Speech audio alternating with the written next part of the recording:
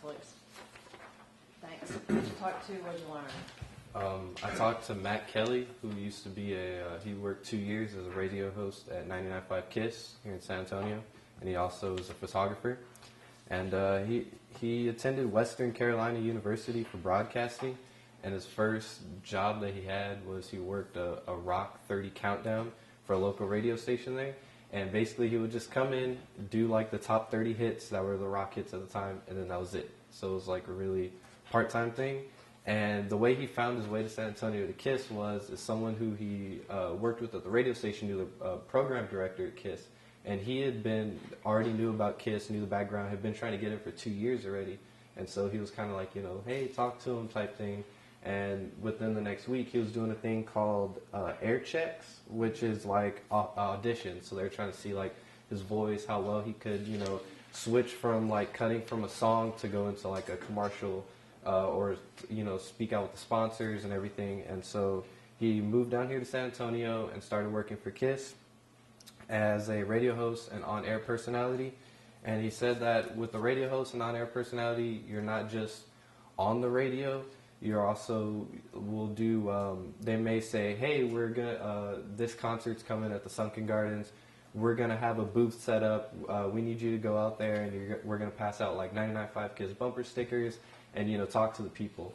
And they would do like a kind of like a live thing there, where they would say like on the radio, after they would cut, they would say, "Hey, we're here down at Sunken Gardens. Korn's gonna play. The first band's on at 7 p.m. Come on down," type thing. And also, he said that to get in as a radio host, you need that prior experience and also education. Like he got his degree in broadcasting, and a more entry level with the radio field would be dealing with like promotions and advertising. So it's not always the radio hosts that go down and do those events. There's some people that are doing like into advertising. Yeah. And so he said like, even if like maybe you don't have that experience yet of like an internship or working in radio, you can kind of get your foot in the door by, they have an opening for advertising, go do the advertising, go do the promotions, and then you can like kind of work your way up to be a radio host. He also talked about how it was different for him because when he was in college, it was kind of like here, like he had his own like radio show, and he was able to play what he wanted, promote what he wanted, and talk about what he wanted. So when he got his first job and they said, "This is what we're playing, this is what you have to say," he was like really taken back by it because he had all that freedom, and then it was kind of like taken away. Yeah, no creativity. Yeah. So how does he deal with that frustration?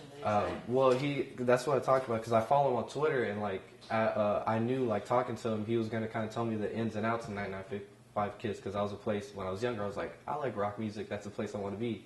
And I asked him, I said, did you advocate, things that you wanted to change?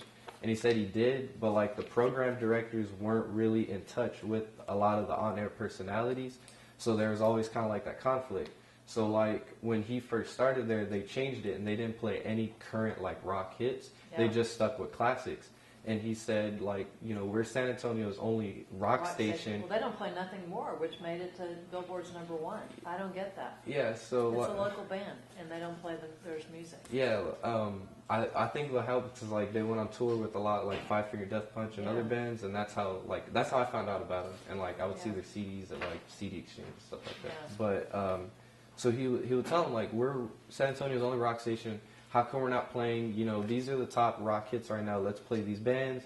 Some people don't... Get out of the 70s. Yeah, some people don't know, like, hey, this band has actually put out a few albums the past few years because they're still playing stuff that they did 15, 20 years ago. Right. And basically he got shut down every time. And he also he also ran the social media page. So, like, I went back, like, from 2013, 2012, and you'll see his Facebook post, and it'll be like Matt here, I'll be here. His time slot was from, I think it was 8 a.m. to noon or 7 a.m. to noon. And so he would be like, we're here till noon, blah, blah, blah. And he would have to run the social media pages. And now, like, if you look at the 995 KISS Twitter, it's no interaction with the people. It's an automated Twitter.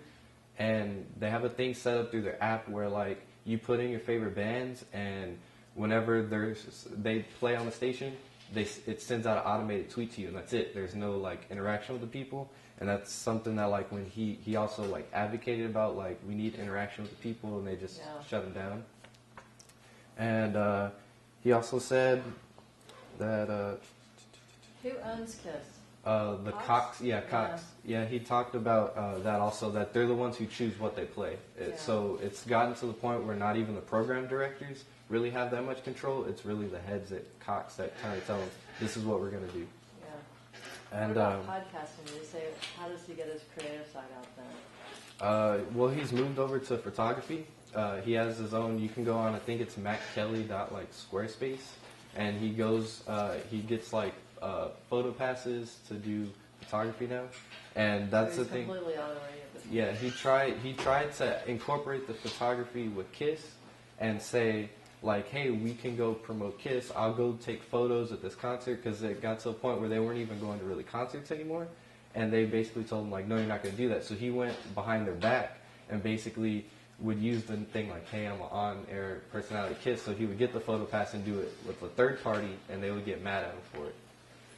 But he told me. Gotta wrap it up. Last advice. Oh, last advice. He told me to be persistent. Not like even if the station you're with shuts down your ideas, continue to bring them up, because sometimes they'll see that ambition and be like, this guy really wants to do something. And if that station doesn't want to kind of incorporate your ideas or see what you want to do, there's a station out there that will. Yeah, that's true. Good. What a frustrating.